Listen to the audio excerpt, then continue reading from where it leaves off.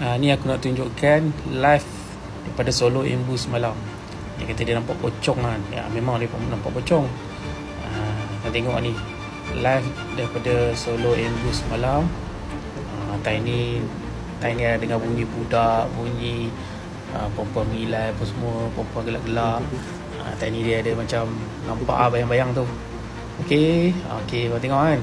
Tu minit 55. Kat sini kau nampak memang ada penampakan tu pocong lah. Yang lawaknya pocong ni nanti abang Solo Ambush ni dia nak pergi ambush pocong tu. Pocong tu lompat. Bila dia lompat tu dia akan tergantung-gantung macam lentut-lentut.